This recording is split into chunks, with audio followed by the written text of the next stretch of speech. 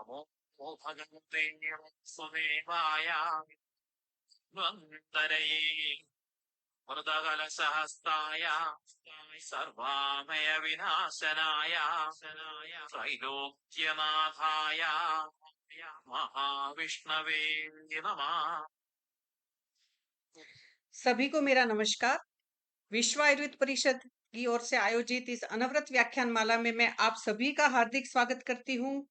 और आज के व्याख्यान की शुरुआत करने से पहले मैं आज के व्याख्यान के स्पीकर का आप सभी के सामने परिचय रखना चाहूंगी। और आज का टॉपिक बहुत बढ़िया है। अभी मैं लक साहब से बात कर रही थी कि अगर हम अपने भारत में पीसीओएस जितने भी आयुर्वेदज्ञ है वो अगर यही करना शुरू कर दे कि नहीं, हम उसमें मैक्सिमम, हम ऐसा तो क्लेम नहीं करेंगे कि हम ठीक ही कर देते हैं, मगर उसमें बेस्ट से बेस्ट संशोधन, संशमन और एज पर फर्टिलिटी इश्यू, अगर हम उसकी चिकित्सा का मैनेजमेंट अगर हम करना शुरू कर सकते हैं, कर देते हैं, लोगों को ये डिलीवर करते हैं, तो मुझे लगते हैं कि आयुर्वेद को जो मान सम्मान और एक मुकाम मिलना चाहिए वो बहुत आसानी से मिल जाएगा।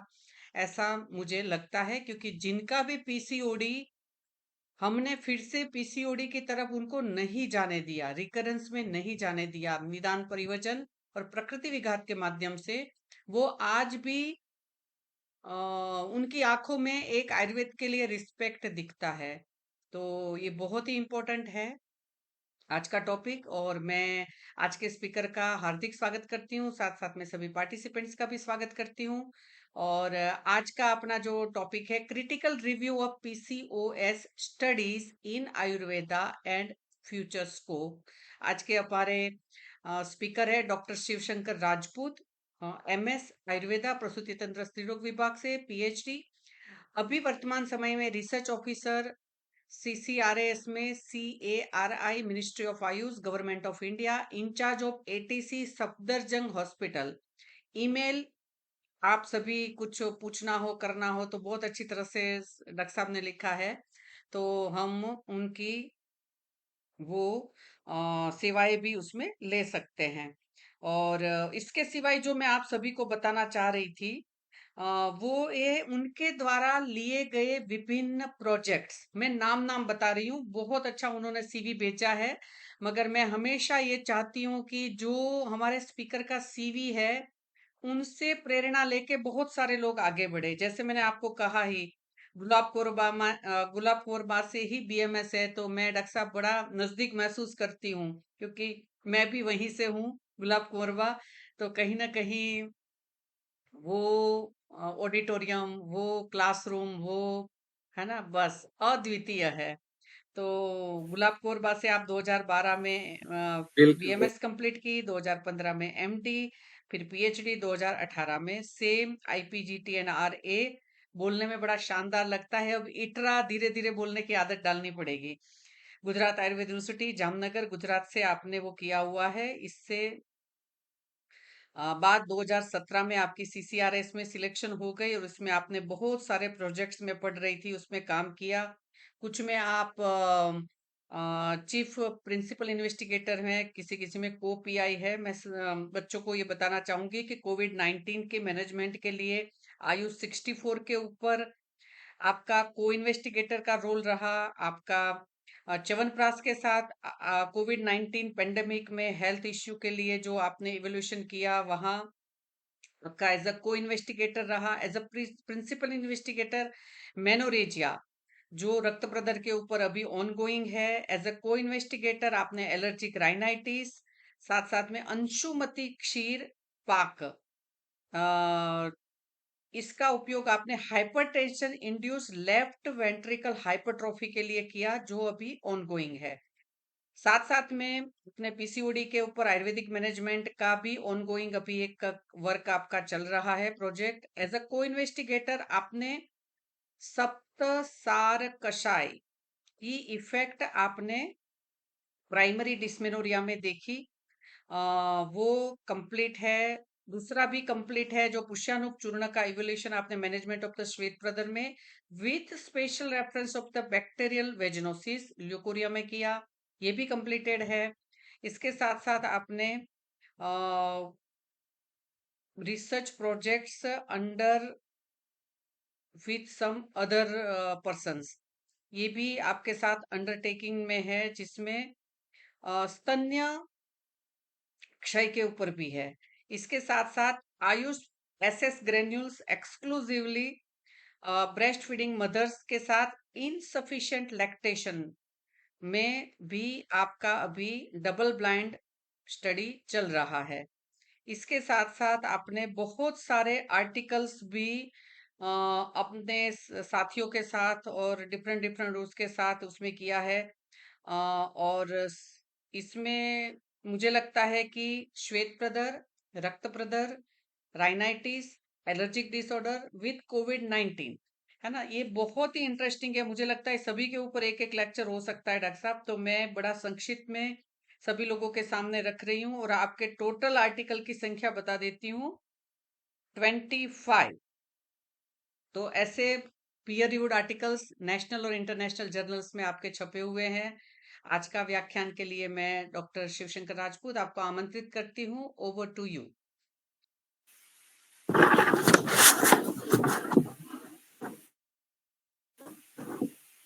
Thank you ma'am. जी वेलकम जी, वेलकम। मैं इतना बड़ा तो नहीं हूँ, हाँ, इतना बड़ा नहीं हूँ मैम, आपके सामने हम बच्चे ही हैं, क्योंकि मेरे एमडी के उसमें भी आप आए थे, आप हमारे टीचर हैं मैम, तो आपसे ही सीखते हैं और जितना होता है करने की कोशिश करते हैं। तो good evening to all, myself doctor Shivshankar Rajput, and already madam had introduced myself, and today I am going to present the different studies as well as experiences, क्योंकि हम यहाँ पे अपने एक्सपीरियंस शेयर करें तो उससे कुछ न्यू इनोवेटिव आइडियाज भी मिलते हैं।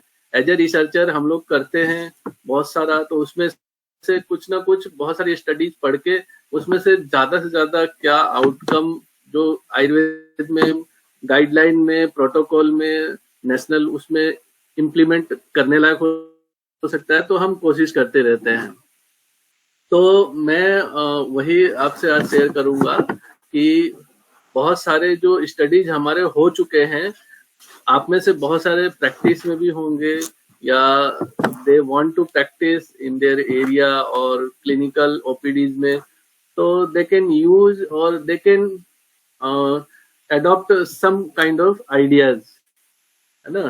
तो जैसे कि अभी हमारे पास बहुत एनफ टाइम भी है, तो मैडम ने कहा था 1 आवर का, तो मैंने थोड़ा introductory part, as you all aware with PCOS word, though PCOD and PCOS is quite different. PCOS is a more advanced stage and PCOD is before initial stage, जब सिम्टम्स ज्यादा ना हो और जब सिंड्रोम होता है, तो जो कृच्छ साध्य या बोलते हैं वैसा जब हो जाए तो PCOS होता है।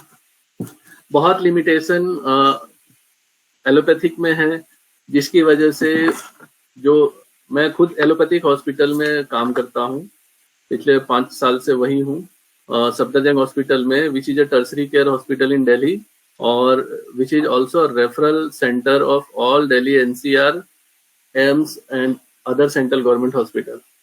तो वहाँ गायनी डिपार्टमेंट के साथ डिफरेंट डिपार्टमेंट के साथ MOU करके हमने काम भी करते हैं, अलग अलग डिफरेंट प्रोजेक्ट डेवलप करके, कि स्टैंडर्ड कंट्रोल के कंपैरिजन में स्टडी। क्योंकि आप जैसे देखेंगे अभी एक हमारा जो मैडम मैं आपको ये बताना चाह रहा था, वो एक इनसफिशिएंट लैक्टेशन वाला जो है SS ग्रेन्यूल्स का, the study has been published in Nature, जो बहुत ही वर्ल्ड वाइड रिनाउंड जर्नल है, उसमें हमारा वो आर्टिकल पब्लिश हुआ है।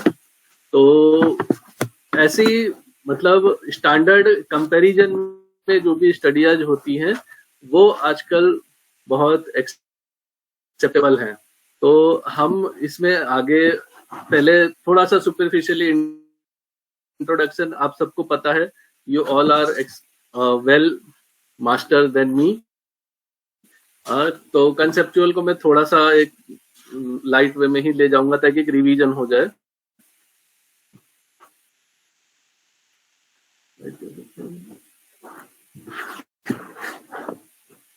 प्रेजेंट से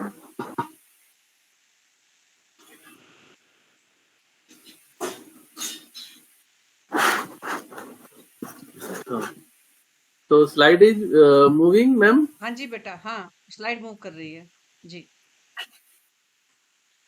मूव कर रही है मैम। हाँ जी बेटा, हाँ जी स्लाइड मूव कर रही है, गो ऑन। जी मैम। जी जी ma'am. So first we know that in PCOS, और जैसा कि हम जानते भी हैं कि there is no any direct reference of PCOS और PCOD as a symptoms mentioned in our classics, but many of the conditions or many of the symptoms correlate with PCOS symptoms. Like जैसे हम ग्रंथिभूत आर्तव दुष्टि है, उसमें वात कफज दुष्टि की वजह से अबीजता या आर्तव स्रोतस दुष्टि की वजह से अनपत्या या फिर अनोवुलेशन की कंडीशन आती है, और पुष्पग्नि जात हारिणी जो है उसके अंदर भी स्थौल्य, जो सेम आजकल जो सिम्टम्स देखने को मिलते हैं उसमें हिरसुटिज्म, ओबेसिटी और हेयरी कॉर्पुलेंट चीक्स और अनोवुलेशन, ये सारे जो एलोपैथिक सिम्टम ये ऑलरेडी इन हमारे क्लासिक्स में डिस्क्राइब्ड हैं. Due to anovulation, secondary infertility or primary infertility may be there, and due to स्रोतोरोध बाई वात और कफ दुष्टि या आवरण की वजह से, प्रॉपर वात फंक्शनिंग न होने की वजह से भी बंध्यत्व या नष्टार्थ या फिर अनोवुलेशन जैसी कंडीशन होती है, which may lead to infertility. आर्तव is due to scanty menses, due to ग्रंथिभूत आर्तव. It is basically with वात कफ और पित्त क्षय. As we know that in Nidan Panchak of any PCOS, any of the disease have its etiology. So there is no direct PCOS etiology, but we can consider a general arthodushti etiology as PCOS arthodushti.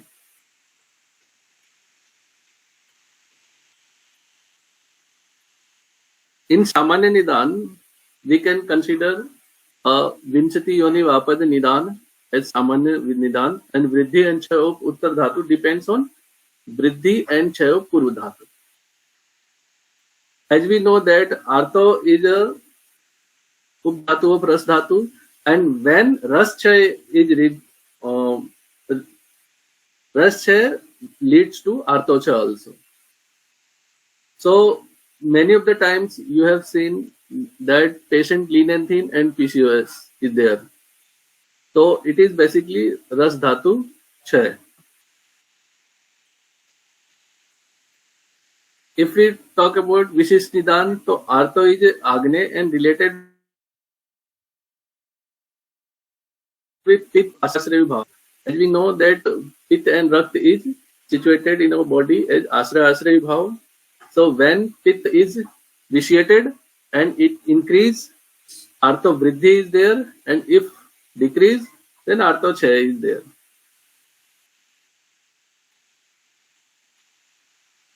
This is the different three dosas, Vatadi dosas, Prakop, Vishishta Nidan. This is general. There is no direct reference of Pururu, but we can, by prolonged history or minor symptoms, we can assess but not definitely conclude with if the disease will develop or not. If we see the root symptoms, so our menses can be, in this condition, arthodushti, menses can be scanty, irregular, delayed or amenorrhea due to ras dhatu dushti and pitta dushti also.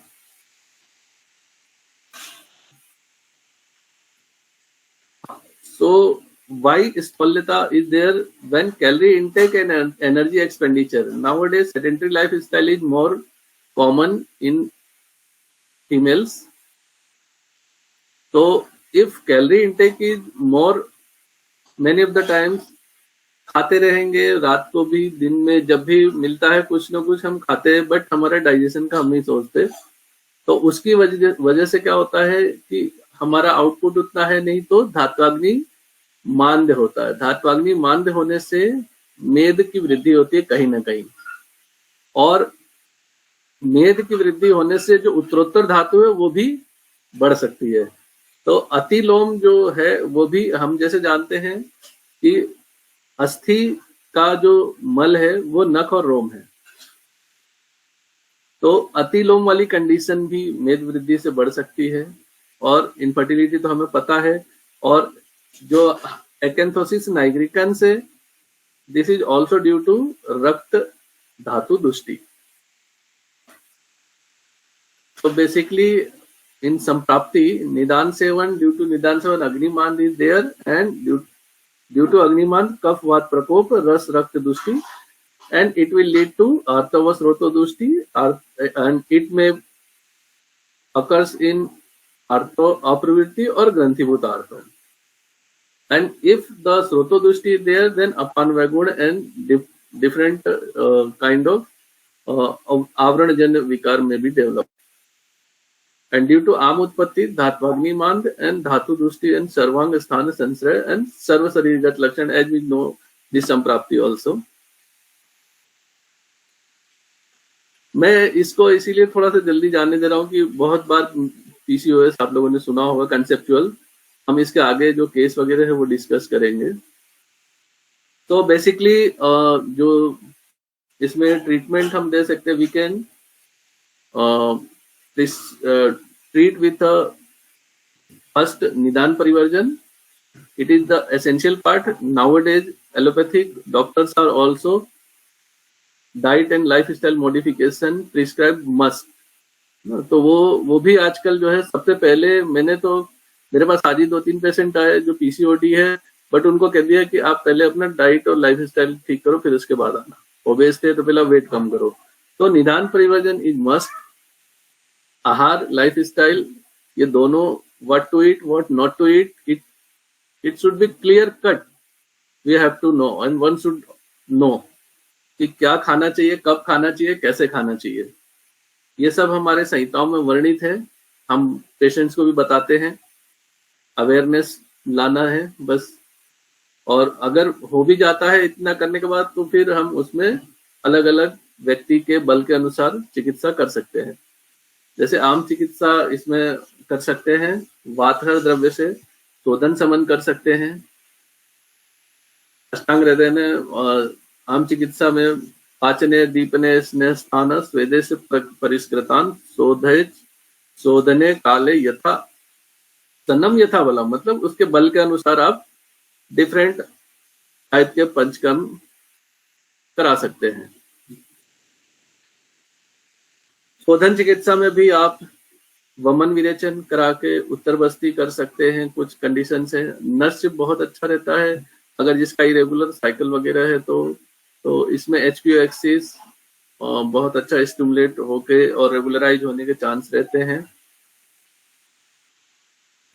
इन समन चिकित्सा you can give पुष्पधनवरस, काचनार, ये सब मतलब classical है। आप इसके अलावा भी कर सकते हैं। ये मैंने कुछ ही एग्जाम्पल दिए हैं, जैसे कुछ स्तन्य शोधन महाकषाय गण भी, जैसे मैं हमारे यहाँ जामनगर में किया था, काफी प्रॉमिसिंग रिजल्ट होते हैं।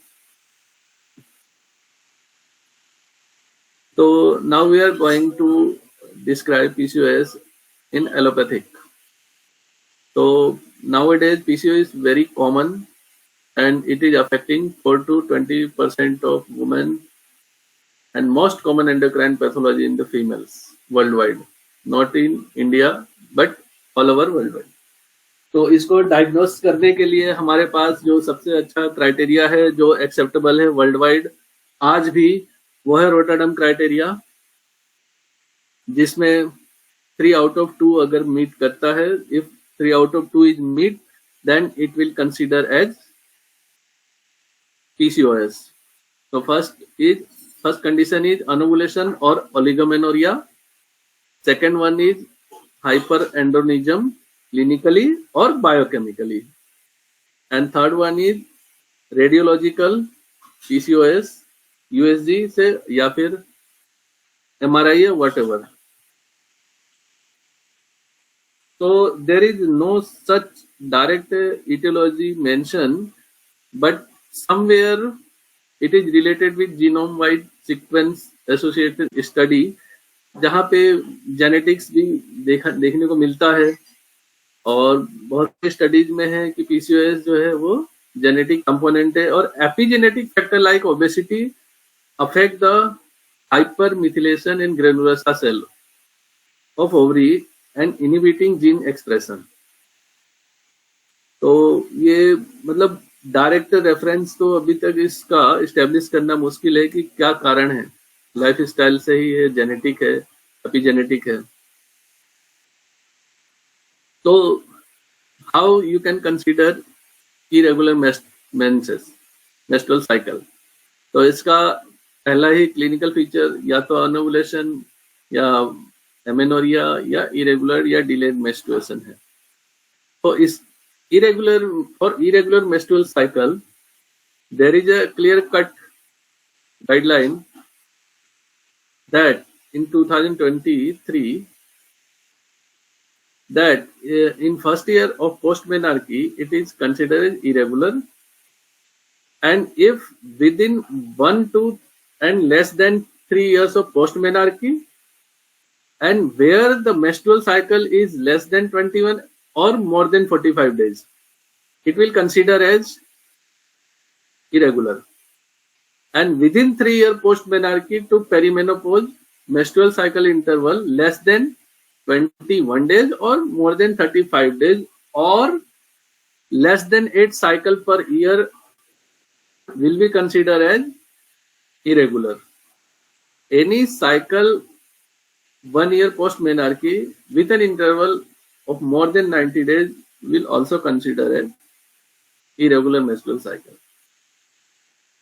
Sometimes many of the condition confusing with PCOS. So differential diagnosis of PCOS is use of androgenic steroids, hypothyroidism, late onset of congenital, मतलब बहुत सारी मेडिसिन है या हाइपोथायरॉयडिज्म बहुत ज्यादा बढ़ गया होता है, पेशेंट आते हैं कराते ही नहीं है, कोई दवा भी नहीं खाते, फिर उनको उसकी वजह से मेटाबॉलिक कंडीशन डेवलप हो जाने के बाद पता चलता है. तो late onset of congenital adrenal hyperplasia है ना, या ovarian malignancy, these are some differential diagnosis. तो in pathology, as we know that GnRH plays major role, and in this condition the FSH-LH ratio is altered. ये rise तो होते ही हैं, अपनी जो इनकी मात्रा है उसमें ट्वाइस या थ्राइस टाइम्स राइज होते हैं, उसके अलावा भी अल्टर्ड हो जाता है रेशियो. तो उसकी वजह से PCOS के सिम्टम्स देखने को मिलते हैं. इंसुलिन रेसिस्टेंट बहुत देखने को मिलता है ओबेस पर्सन में, और जो GnRH है उसका HPO एक्सिस के डिस्टर्बेंस की वजह से जो फंक्शनल है वो फंक्शन प्रॉपर ना होने की वजह से भी देखने को मिलता है. How we can diagnose? First we diagnose with radiologically. Sometimes उसकी सिविरिटी जानने के लिए हम हार्मोनल टेस्ट भी कराते हैं 3rd डे या 4th डे. तो टेस्टोस्टेरोन लेवल मेनली हम उसमें कराते हैं, testosterone, prolactin, FSH, LH, estrogen और USG तो हम कराते ही हैं. GTT, फास्टिंग इंसुलिन, हमेशा फास्टिंग इंसुलिन ही लेना चाहिए. और GTT है, होमा-ER है, इसका रेशियो डिस्टर्ब होता है, वो सब हम देख सकते हैं. So according to allopathy, the treatment is lifestyle modification, और आजकल हार्मोनल कॉन्ट्रासेप्टिव जो दी जाती हैं पिल्स, जो कि अनमेरिड वगैरह में देते हैं, या those women who do not want to conceive, और metformin is majorly use due to its less side effect than hormonal. Infertility treatment में भी दी जाती है वो इसको यूज करते हैं, और सिम्टोमेटिकली जो ट्रीटमेंट देते हैं वो देते हैं। तो हमने ये देखा, मैंने तो मेरे जो देख रहा हूँ कि मेटफॉर्मिन भी बहुत हाई लेवल पे देते हैं, मतलब 1800 1700 पर डे, 2000 mg, और पेशेंट लिटरली रोने लगता है, उसको इतना ज्यादा एंजाइटी होती है, वर्टिगो होता है। There are so many complication of metformin also, hormonal contraceptive वो भी है। तो इसीलिए आयुर्वेदा में एलोपैथिक वाले भी चाहते हैं कि कुछ ऐसा वो निकले जिससे लीस्ट साइड इफेक्ट और लीस्ट एडीआर से पेशेंट को फिजिबल कुछ मिल सके। तो as we know that PCOS कितनी बार सिम्टोमेटिकली बहुत अच्छा हो जाता है, बट इन इमेज जो रेडियोलॉजिकल है पिक्चर, उसमें लॉन्ग समय तक पिक्चर रह सकता है। तो आपको सिम्टोमेटिकली पेशेंट को अगर रिजल्ट देते हैं वो बहुत है। आप रेडियोलॉजिकल पिक्चर में जाएंगे तो सालों लग जाते हैं पीसीओएस का जो अपीयरेंस है वो हटने में। तो हम we can start some data, मतलब ये जो एक्सपीरियंस है जो लोगों ने किया है उसको हम एक डिस्कस कर रहे हैं, जिससे कि कुछ हमें आइडिया मिले कि हाँ क्या काम हुआ है, कैसा रिजल्ट मिला है। तो मैंने ये एक समराइज किया है, मैंने कोई एक्स्ट्रा ऑर्डिनरी काम नहीं किया है। हाँ, मैं एक पीसीओएस पे एक स्टडी चल रही है, उसका जब लेटर ऑन जब वो हो जाएगा, उसका डाटा पब्लिश होगा, you can check it.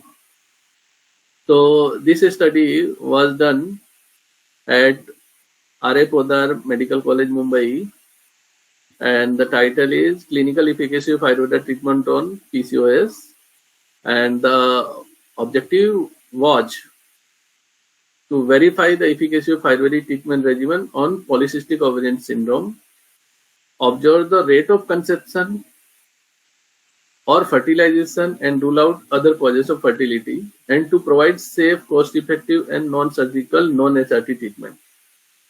So this study was done on 40 patients, and married patient age between 20 to 40 years, infertility, PCOS, irregular menses or scanty menses due to anovulatory cycle, or elevated level of hormone LH-FSH were included in the study.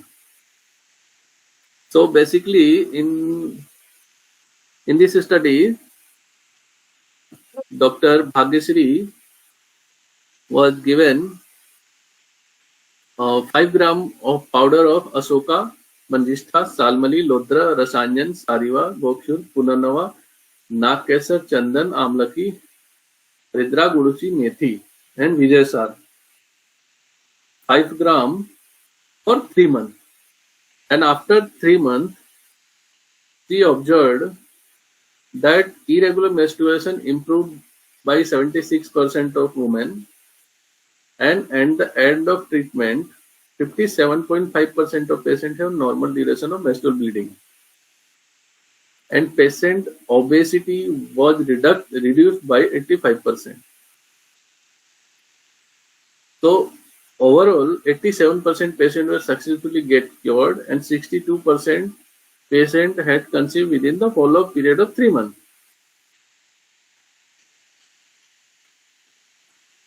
Another study was done in NIA, Jaipur, and it is published. It has been published, and this was done by Dr. Kamini. So here, the clinical efficacy of woman karma with Ikshvaku Bij and Satpuspadi Ghanvati. So after Sodhan, she treated the patient with Satpuspadi Ghanvati. Total number of participants is 15. So the woman curve is classical with Panchkol powder and the Panpachan, and as you know, the Snehapan with Murchit Tiltel, and increasing day by day, 30 ml initial, and after that, according to Agni and cost, the dose was increased, and after some listening, the woman karma was done. And in follow-up, Satpuspati Ghanvati was given for 45 days in a dose of 1 gram. 2 tablets each of 500 mg for 2 times a day. Sorry.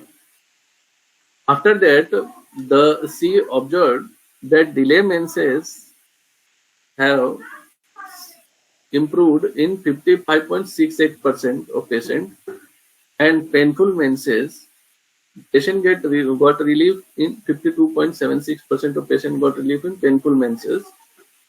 Just a second. In USG findings also, the mean effect of therapy, that is 8.19%, and reduction in ovarian volume in right side ovary 32.66% was reduced, and in left 15.77% was reduced, which is a good significant. And changes in fasting blood sugar was also noted in 8.33% of patients. But in hirsutism, देखिए इसमें एक hirsutism जो है वो बहुत मतलब complex है, जल्दी जाता नहीं है, बहुत रेयरेस्ट है, बहुत कम केसेस में ही जाता है, क्योंकि वो एक एडवांस स्टेज के बाद सिम्टम्स आता है, तो बाकी सारे सिम्टम्स वो करेक्ट हो जाते हैं, हिर्सुटिज्म में टाइम लगता है. तो अगर हम फॉलोअप अच्छा ले तो देख सकते हैं, we can assess.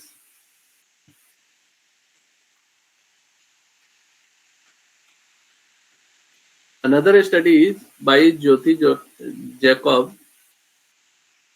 This is Satpuspa Churna with Tiltalam in oligomenorrhea in PCOS. यहाँ पे जो स्तन अल्पता या ओलिगोमेनोरिया है उसमें दिया गया जो कि तिल तेल के अनुपान के साथ. तो सतपुष्पा powder 6 gram twice a day morning and evening along with 12 ml of til tel as अनुपान 1 hour before food for 3 months.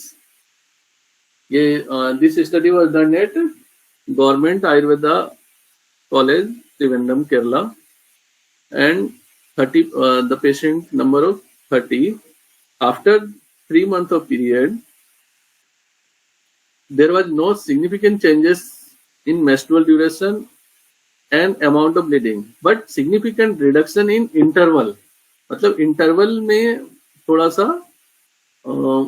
Reduction हुआ था, and interquartile range of ovarian volume was reduced to 10 to 5.3,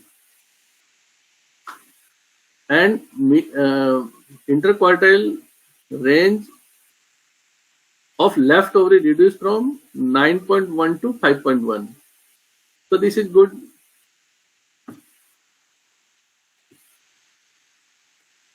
One case report was also एक 22 years unmarried woman visited for irregular menstrual cycle and gradual weight gain and increased facial hair since 5 months, diagnosed by PCOS.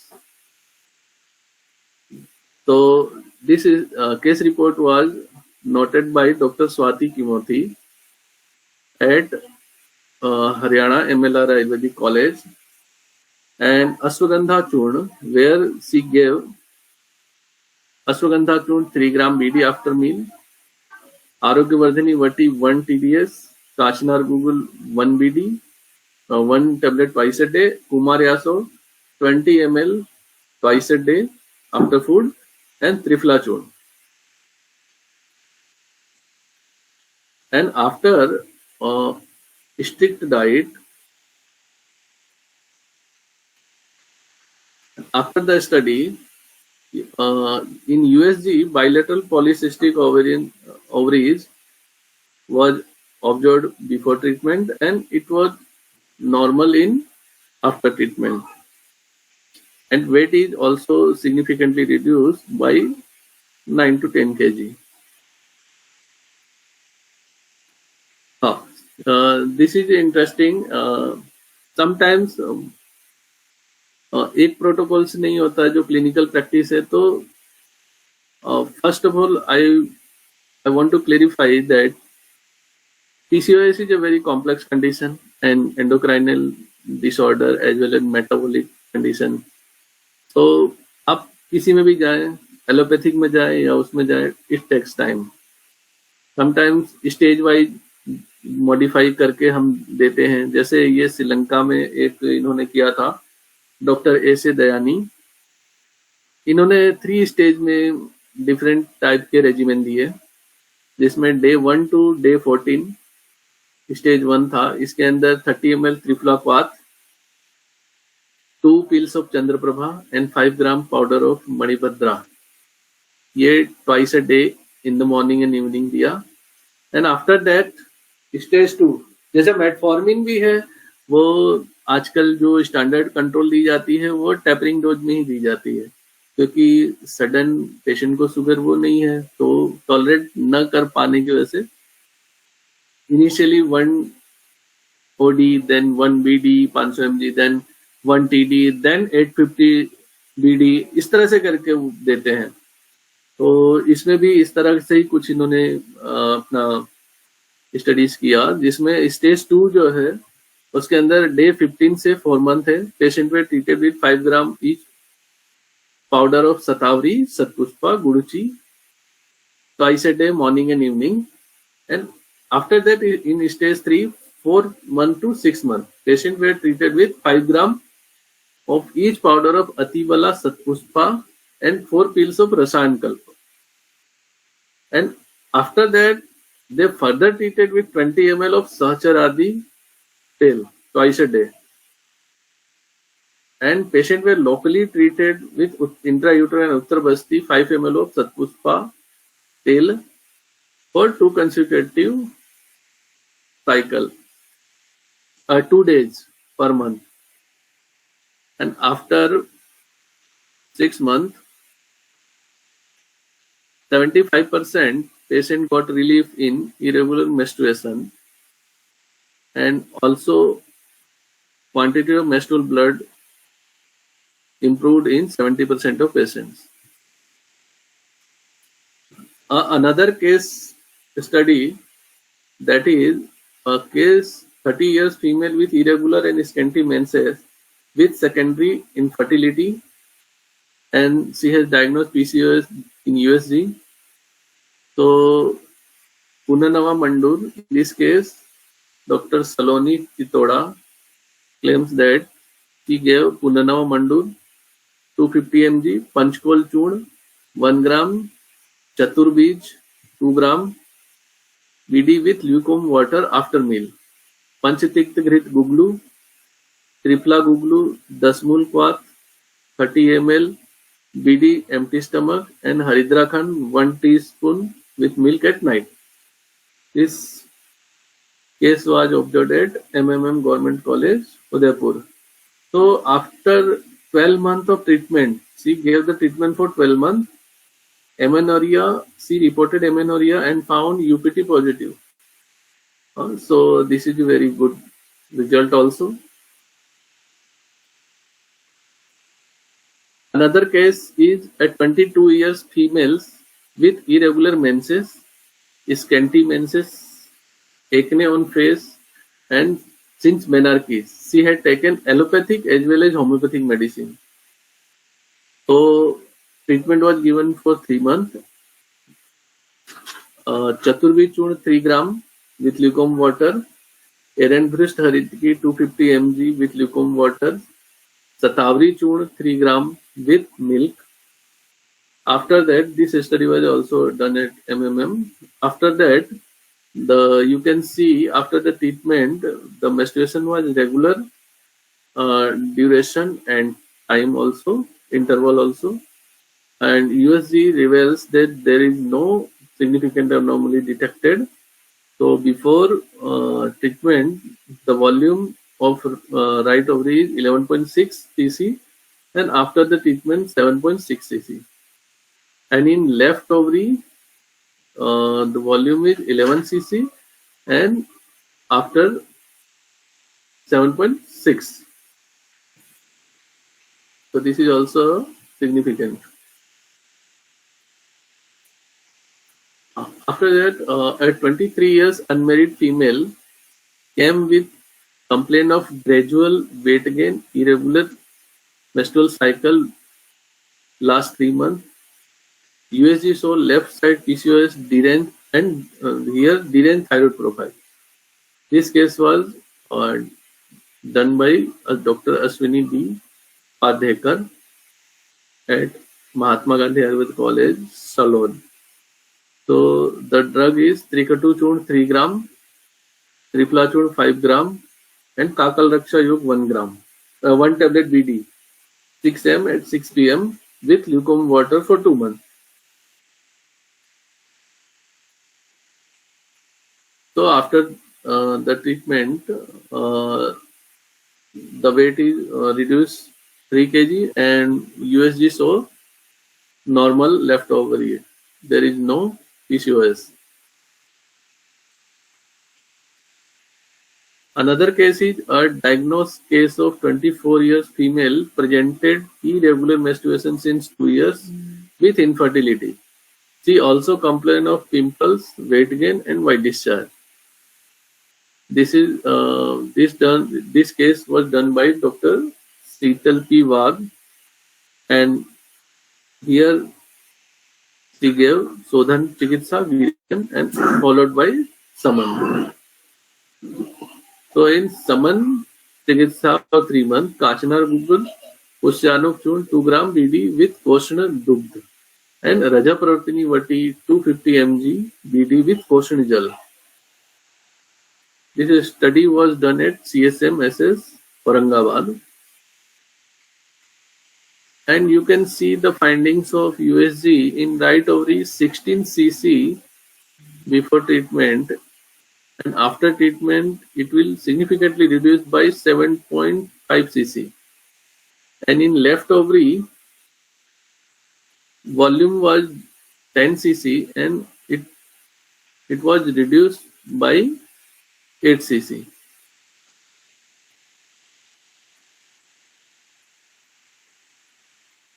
This is also a very interesting study done at Sri Rao OPD NIA Jaipur. A 32 years female complaining of failure to conceive since 3 years and primary infertility. The couple underwent continuously 2 years of allopathic treatment along with a single cycle of IVF. Patient was thin with weight 40 kg, height 5.2 inch with BMI 6.1. Means आप देख सकते हैं यहाँ पे ये थीन patient है, lean and थीन. तो जैसा कि हमें पता है लीन एंड थीन में हम पहले शोधन नहीं करेंगे, क्यों? क्योंकि ऑलरेडी रस क्षय की वजह से हमने संप्राप्ति में भी देखा कि रस क्षय की वजह से उसका बल वैसे भी कम है, तो शोधन करने से और वो हो सकता है. तो यहाँ पे जो मैडम है, this case was reported by doctor Bharti madam. So first she gave Saman therapy. In Saman therapy, use of Agne Dravyas like Kumaryaso, Rajapravartini Vati, 20 ml with equal amount of water for 15 days, and Rajapravartini Vati 250 mg after meal twice a day for 15 days. And Lodrasam 20 ml with equal amount of water after meal twice a day for 3 months, and Satpushpa Churn 5 gram early morning empty stomach with milk for 3 months. And then after she did Sodhan. In Sodhan, Uttar Basti of Apamag Shartil 5 ml intrauterine Uttar Basti in 7 to 9 days of cycle, and Balatel, Sudh Balatel Uttarbasti of 5 ml intrauterine Uttarbasti for 7 to 11 days. And after that, Chir Basti of Ashwagandha, Vidarik and Gopshur and Yashti Madhu, each 5 gram for 8 days. And Nash, Pratimars Nash for 3 days of Anutel, 2 drops in each nostril in the morning. Following the treatment, the body weight of the patient was increased by 4 kg and there was a mild improvement in acne. Her menstrual cycle duration and flow improved substantially and UPT done during the 4th month of treatment was found positive. This is also good, and USG done on 7th May 2020 suggested live intrauterine pregnancy of 7 weeks. So another study, another one case is observed at RGGPG Ayurvedic Hospital, Paprola. A 24 years female complained of amenorrhea since 6 months and she underwent to hormonal therapy for withdrawal bleeding.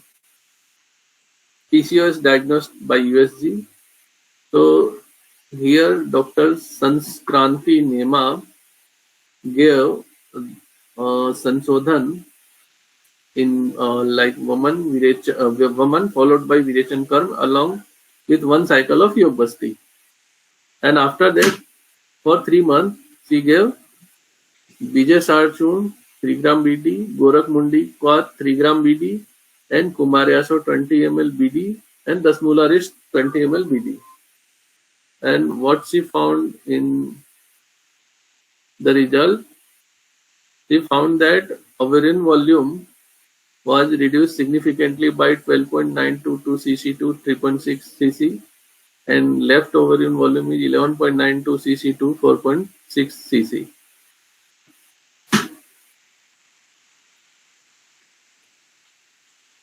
And another case is a 19-year unmarried woman came with complaint of irregular menstruation and gradual weight gain and hair loss. So this study was also done at SRPT OPD Trivandrum by Dr. Sahina Mol.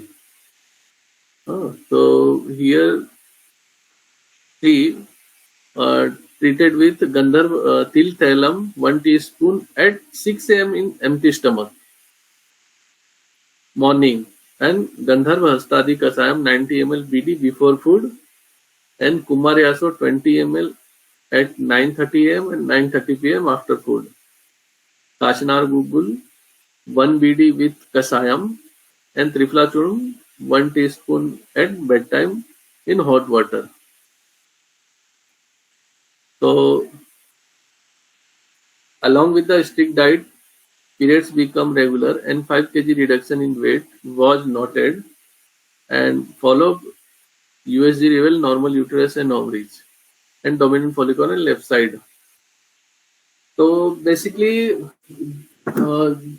ये सब studies जो हैं ये एक idea देती हैं हमें, कुछ और भी बहुत सारा हुआ है, मैंने कुछ ही लिमिटेड स्टडीज ली जिससे हम इसमें क्या यूज हो सकता है.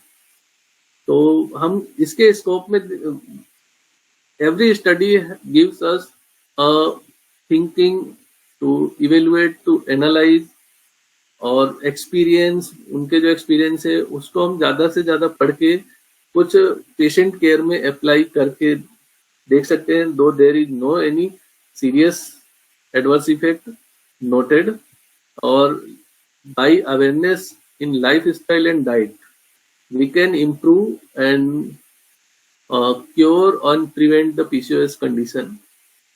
और अगर लार्ज स्केल पे स्टडीज होती हैं तो हम इसको SOP बना के कुछ नेशनल गाइडलाइन में भी इसको ला सकते हैं कि ज्यादातर जो हो रहा है तो उसमें हम कंट्रीब्यूट कर सकते हैं.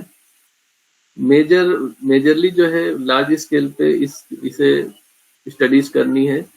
हमारे यहाँ भी हम लोग कर रहे हैं. और याद रखिए, आप अगर स्टैंडर्ड कंट्रोल के साथ करेंगे तो ही उसकी वेटेज है, क्योंकि आज जो भी अच्छी जर्नल्स हैं वो सिंगल स्टडीज को वेटेज नहीं देती हैं। तो आप कोई कंपेरेटर रखें, डबल ब्लाइंड करें, जैसा अभी मैडम ने बताया कि हमने डबल ब्लाइंड एक किया था, तो प्लेसिबो के साथ भी कर सकते हैं।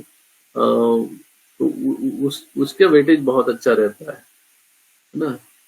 तो बहुत ज्यादा ना करके बहुत छोटा ही प्रेजेंटेशन था, और मेरे एक्सपीरियंस जो है कि पीसीओएस में थोड़ा टाइम लगता है, बट प्रॉमिसिंग रिजल्ट है, सिम्टोमेटिकली है। आप रेडियोलॉजिकली देखेंगे तो वो पिक्चर रहेगी, तो पेशेंट को कहना है कि what you want to achieve, वो पहले देख लेना है। रेगुलर साइकिल उसको चाहिए, कंसीव चाहिए। मेरे खुद मैं उसको disclose, I can't disclose any data, है ना, तो अच्छे हैं। तो थैंक यू। 10वें आयुर्वेद की आप सभी को शुभकामनाएं। हाँ, मैंने शॉर्ट ही लिया है, अब कुछ पूछना चाहे तो। जी, बहुत-बहुत धन्यवाद डॉक्टर साहब। बहुत अच्छी प्रेजेंटेशन, और मुझे लगता है कि आपके मुख्य सारी कंप्लेंट्स के साथ, उसके मेंस्ट्रुअल पैटर्न के साथ बहुत अच्छी तरीके से with all investigations and with basic normal information, है ना, इससे ये बहुत और ज़्यादा भी उपयोगी हो गया। और मैं चाहती हूँ कि अभी हम क्वेश्चन आंसर ले ले।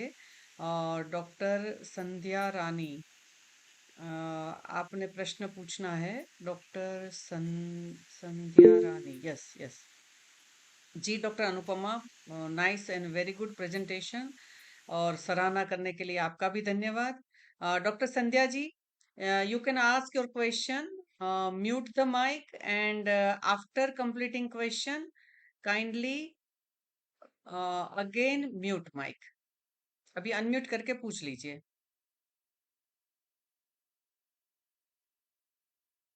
Hello doctor Sandhya, are you there? Okay, शायद गलती से हो गया होगा। और कोई प्रश्न है किसी का? डॉक्टर उषा जी, आपका भी बहुत बहुत धन्यवाद। सुपर प्रेजेंटेशन, सही में कह रहे, सुपर भी था ये, वास्तव में बहुत अच्छा प्रेजेंटेशन था। जब तक आपका प्रश्न आता है तब तक मैं भी एक जैसे डॉक्टर साहब ने कहा वैसे ही, मेरे पास जयपुर एनआईए में एक पेशेंट आई थी, न्यूली मैरिड, और ऑल ओवर ओबेसिटी, है ना, और पीसीओडी के यूएसजी 2-3 ले रही थी, हार्मोनल इम्बैलेंस के भी ले रही थी। तो हमने विशेष कुछ करवाया नहीं था, क्योंकि मिड डेज में, जैसे डॉक्टर साहब ने कहा ना, कि इनिशियली ही हमें मेंसेस शुरू करने के सेकंड थर्ड डे पे करवाना पड़ेगा, मगर वो थोड़ी देर से आई थी, तो हमने वो कुछ नहीं कराया। ओलिगोमेनोरिया था, और वो सेक्सुअली एक्टिव थी, और वॉन्ट्स इश्यू भी थी, है ना। तो इसमें जैसे डॉक्टर साहब ने बहुत अच्छा बताया कि कुमार यासव है, दशमूलारिष्ट है ना, ऐसे रज प्रवृत्ति निवटी है, बहुत सारी ऐसी दवाइयां हैं जो मेंसेस को रेगुलर करेगी, इंटरवल ठीक करेगी, यानी ओलिगोमेनोरिया को ट्रीट कर देगी।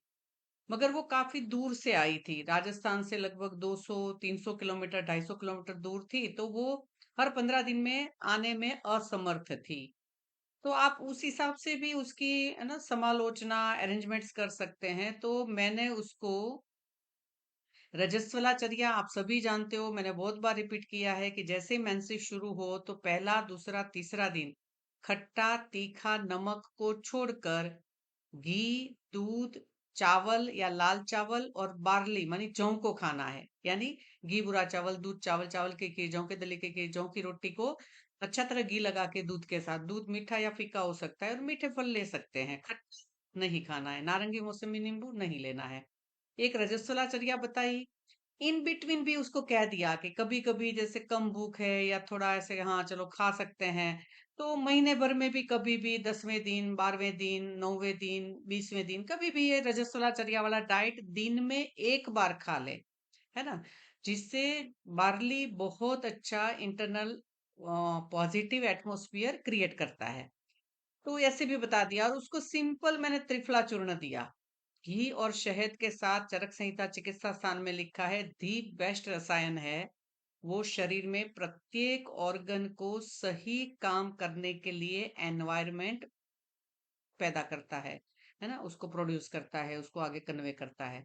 तो बस हमने, क्योंकि मैं सोच रही थी कि मैं कब कुमार यासव शुरू करूं, कब बंद करूं, कब रजब प्रवृत्ति निवृत्ति देनी है, कब बंद करनी है ना, और ओवुलेशन हो जाएगा, कंसीव हो जाएगा तो बच्चे को भी कुछ नहीं होना चाहिए।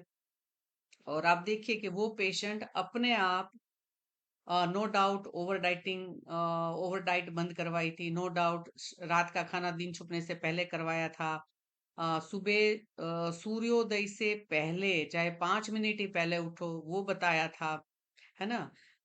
अनावश्यक ऐसे कई बार हम मुंह चला लेते हैं कि चलो भाई कुछ नहीं है तो, है ना, मुरमुरे खा ले, पोहे खा लिए, नहीं ऐसा भी नहीं खाना है। 2 ही बार मुंह जूठा करना है, मुंह में कुछ भी डालते नहीं रहना है। और इस तरीके से जो छोटी छोटी बातें थी वो भी सारी बताई थी, और 3 महीने में वो पेशेंट कंसीव है ना। जबकि उसकी ओबेसिटी देखकर मुझे भी नहीं लग रहा था कि भाई क्या ही रिजल्ट रहेगा, पता नहीं कितने समय बाद रहेगा। तो ये सच में पीसीओडी में सिंपल त्रिफला चूर्ण असमान मात्रा में घी और शहद के साथ, और कुछ भी नहीं, है ना। तो बहुत बढ़िया रिजल्ट, और कंसीव भी हो गया, बच्चा भी ठीक रहा, और एवरीथिंग इज गुड। उसका फिर लैक्टेशन पीरियड में कुछ दिक्कत थी, तब फोन आया था कि मैडम ऐसे सब कुछ बढ़िया रहा और अब ये दिक्कत है, आप इसके बारे में बताइए। तो आप पीसीओडी, पीसीओएस, है ना, जैसे डॉक्टर साहब ने कहा कि हिर्सुटिज्म और दूसरे लक्षणों में काफी देर होती है, मगर आपको पता है न्यू न्यू पीसीओडी बहुत ज्यादा समय नहीं हुआ तो ओनली रजस्वलाचर्या कैन हैंडल दिस कंडीशन। कितनी बढ़िया बात है। मेरे किसी स्टूडेंट के रिलेटिव्स थे तो मैंने उसको पूछा था, मैंने कहा बेटा ऐसे तो नहीं सोचोगे कि ये कैसी डॉक्टर है, दवाई नहीं देती? कहते नहीं, मैं नहीं सोचूंगी ऐसा। तो उसको मैंने सिर्फ रजस्वलाचर्या बताई।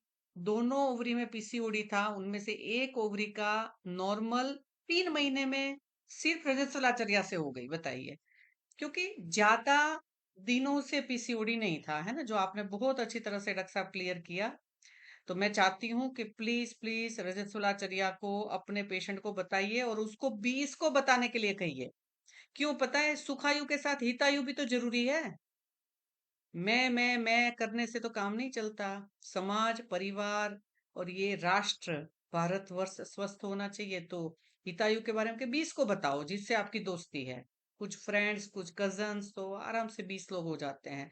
और जयपुर में मेरे सारे पेशेंट्स ये करके आते थे, है ना, और बताते भी थे कि नहीं अभी 5 पेशेंट को बताना बाकी है। तो मैंने कहा प्लीज प्लीज प्लीज बता दो, इसको 20 कर दो, ऐसे, है ना। तो बहुत ही अच्छा रिजल्ट रहेगा। डॉक्टर साहब, विश्व आयुर्वेद परिषद की ओर से मैं तहे दिल से आपका धन्यवाद करती हूँ, और एक लेक्चर इमरजेंसी वाला भी तैयार रखिएगा। बहुत बहुत धन्यवाद। थैंक यू मैम, बहुत बहुत धन्यवाद। विश्व आयुर्वेद परिषद, सभी जो श्रोतागण थे, ऑडियंस थी, उन सबको धन्यवाद। जी, एक डॉक्टर उज्ज्वला ने हाथ रेस किया है, ले ले डॉक्टर साहब एक क्वेश्चन। हाँ डॉक्टर उज्ज्वला जी मैम, बताइए। जी जी मैम। जी हाँ, जी धन्यवाद मैम, धन्यवाद सर। आज मैं बाहर थी तो मैं अभी लेट ज्वाइन की मैम। तो कल ही मेरे पास एक पेशेंट आई थी, 23 इयर्स की फीमेल, और उसका वो पहले ही मुझे मतलब किसी ने बोला तो उसने मुझे स्कैनिंग रिपोर्ट भेज दिया था, पर मैंने वो देखा नहीं था। फिर बाद में उसकी हिस्ट्री लिया मैंने। तो पीरियड्स तो उसके रेगुलर है सर, और पर अभी वो बोल रही कि 2 महीने से उसको जल्दी आता है, 5 से 6 दिन, और पहले ब्लीडिंग कम था, वो अभी ज्यादा बढ़ गया है। और जब मैंने उसका स्कैन देखा तो पीसीओडी है, और ओवेरियन वॉल्यूम एक राइट ओवरी का 41 है, और हाँ। प्रोलैक्टिन 43 है सर। हाँ। हम्म। और उसकी अब जब मैंने हिस्ट्री लिया तो पूरा वो लंदन में थी 1 साल, तो पूरा एवरीडे उसने मैगी खाया था, एवरीडे। हाँ, मेरे पास भी ऐसे एक दो यूके और वहां के पेशेंट है ना, मतलब उनका पूरा लाइफस्टाइल डिस्टर्ब होता है। और मैं तो ये भी बता रहा हूँ, मतलब मैम वहां पे जाके पूरा डिफरेंट कल्चर होने की वजह से उनको मैं लाइफ स्टाइल, मैंने कहा कि आपको कुछ कुछ तो है, दे आर, अब वो कह नहीं सकते, वो जो अल्कोहल वगैरह भी वो लेते हैं, फिर उनको भी ये हैवी और इस तरह की इंटरमेस्क्यूल ब्लीडिंग वगैरह होती है। तो उनका मेन जो रीजन है ना, वो पित्त दुष्टि है। इंटरमेस्टुअल हुआ है। और जो मैंने आपको बताया था कि इरेगुलर किसे कहते हैं, उसकी एक स्लाइड भी मैंने आपको दिखाई थी।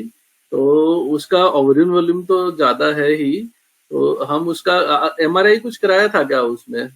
नहीं सर, और एक क्या हुआ, वो उसको जो मतलब ये तो अभी का है मैगी का, पर अभी मैंने उसको पूरा हिस्ट्री लिया तो अभी भी वो घर पे आने के बाद और उसके पास में भी उसकी माँ से मैंने पूछा था कि ये फल सब्जियां उसके खाने में है ही नहीं, वो सिर्फ पनीर राजमा यही खा के बड़ी हुई है। हाँ और फिर ये उसकी मम्मी बोली उसको कभी पसंद नहीं आ रहा, अभी भी पिज्जा बर्गर कोक यही उसका खाना है। तो मैंने उनको समझाया अगर ये ऐसा ही रहा तो आगे जाके प्रॉब्लम होगा।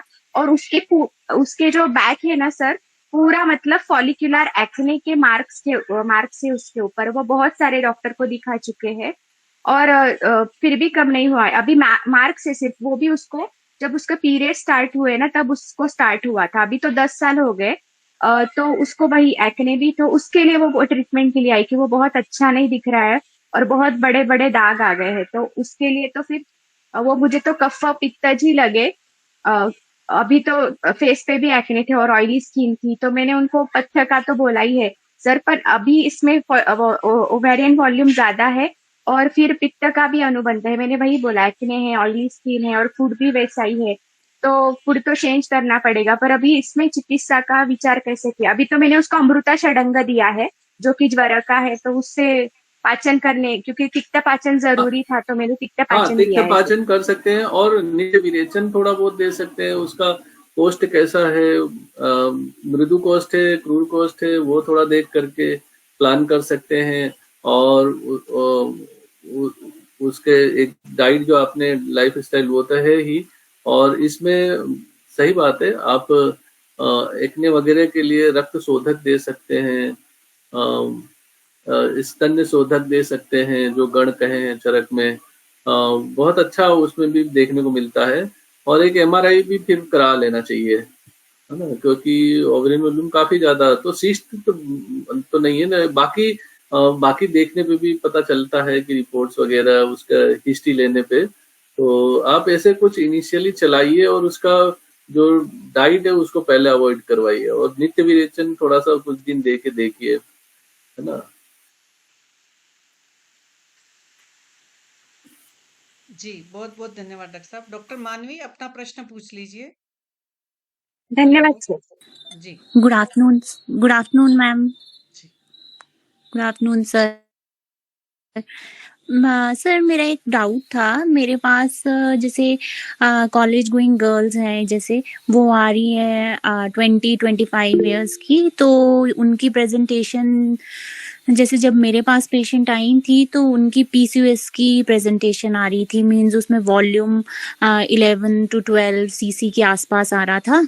और उनकी सिम्टोमेटिकली तो उनको वही था कि साइकिल 3-3 महीने में या फिर 2 महीने बाद या फिर 4 महीने बाद इस तरह से आ रहा था। तो सबसे पहले सर मैंने उनमें वही है कि आम पाचन के लिए दीपन पाचन दिया उनको, लिवर टॉनिक भी ऐड किया और साथ में मैंने यूट्राइन टॉनिक उनको ऐड किया, कुमारयासा वगैरह ऐड किया। तो अभी उनको सिम्टोमेटिकली तो रिलीफ है, मींस साइकिल तो बिल्कुल रेगुलर हो गया है उनका। और जो उनको जैसे साइकिल के टाइम में जो भी प्रॉब्लम्स आ रही थी, जैसे एक्ने फॉर्मेशन या फिर उनको पेन हो रहा था या फिर ब्लीडिंग में उनका ब्लीडिंग पैटर्न चेंज हो रहे थे, तो वो सिम्टोमेटिकली उनको रिलीफ है। लेकिन उसके बाद दोबारा से जब स्कैन करवाया तो उनका जो ओवेरियन वॉल्यूम है वो इंक्रीज आ रहा है। तो अभी सिम्टोमेटिकली तो वो ओके हैं। तो अभी मैं वही जानना चाहती थी कि हमें उनको किस तरफ, अब उस सीसी के लिए हमको देखना चाहिए कि पेशेंट को हम लोगों को छोड़ देना चाहिए उस चीज में? बिल्कुल, जो रेडियोलॉजिकल मैंने आपको बार बार बताया कि पीसीओएस का जो अपीयरेंस है वो लंबे समय तक भी रहता है, सालों साल भी रहता है। हाँ जी बहुत सर। सारे पेशेंट में मेरी सर तो जो हाँ सर उसमें बताइए। जैसे पेशेंट थोड़ा सा पैनिक कर जाती है, जैसे गर्ल्स हाँ, हैं वो आपको बोलना है कि देखो आप वो सिम्टोमेटिकली देखिए बहुत सारी चीजें है ना, तो तो सर वो पैनिक कहते जैसे हैं कि इसमें मैम इनका तो इसका तो साइज बढ़ रहा है और ऐसा है, मतलब जैसे साइज जैसे 12 सीसी था तो फिर जैसे नेक्स्ट टाइम स्कैन कराया 3 मंथ्स के बाद 4 मंथ्स के बाद तो उसमें 14 सीसी के आसपास आ गया, तो फिर वो थोड़ा सा लड़कियों में वो थोड़ा सा अनईजीनेस रहता नहीं है आप कि वो ठीक है, वेरिएशन वगैरह दे सकते हैं। बाकी देखिए रेगुलर है तो बहुत ज्यादा वो नहीं करना है। अगर हाँ जो जी, जो मैंने रेजिमेंट बताए वो आप थोड़ा बहुत चला सकते हैं।